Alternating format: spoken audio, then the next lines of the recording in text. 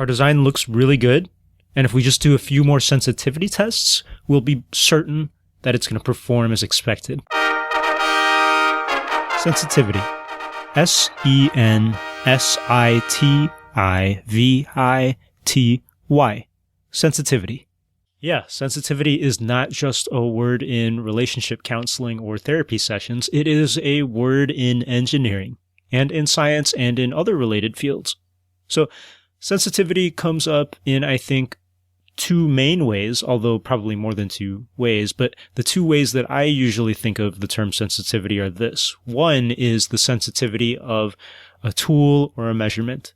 For example, you have some kind of sensor like a radioactivity sensor, and you might want to know, how sensitive is it? How sensitive is it to picking up radioactivity?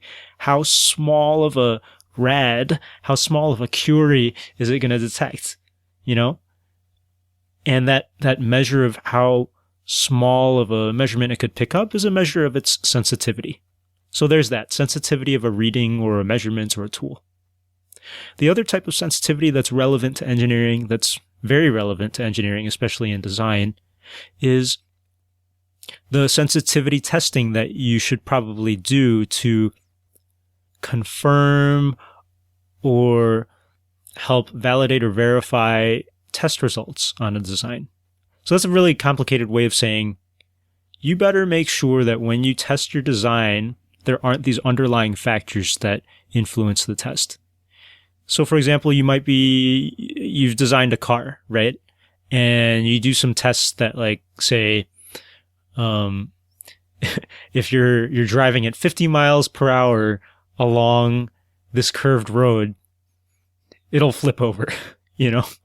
Like that, if you go 50 miles per hour or faster, this is a horrible car, by the way, but if you go 50 miles per hour or faster on this curve in the road with this kind of a banked angle, it's going to flip over and roll over, and that's horrible, and I'm glad we have those test results.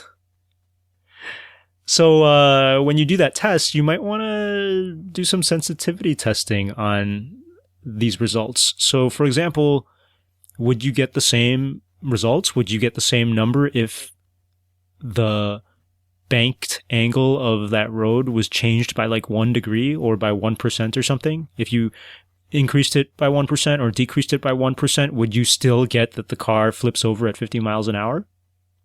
Maybe if you decrease the banked angle by 1%, the car could actually go a lot faster without flipping over. It could go 70 miles per hour before it flips. Or maybe your test result says if you decrease the banked angle by just 1%, your final max speed actually decreases by like 50%, and you can only go 25 miles per hour before the thing flips over. That's ridiculous. That would mean that the test that you did on that car is really, really, really sensitive to the banked angle of that road, the pitch of that road, or whatever the right term is. So ideally, you'd be doing tests for your design that are actually not super sensitive to all these factors. When you do sensitivity testing, you go and identify the main parameters or factors that you think are important in determining some result, and you check how big of a change really matters. And that'll help you determine if your test is useful or not, or if your design has to be reworked. That is our engineering word of the day: sensitivity.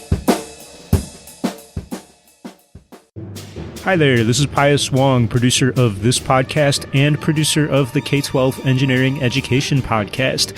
If you're into what you've been listening to, and if you're into engineering or education or some combination of the two, go on over to www.k12engineering.net to find out more about what I'm doing. Thanks for listening.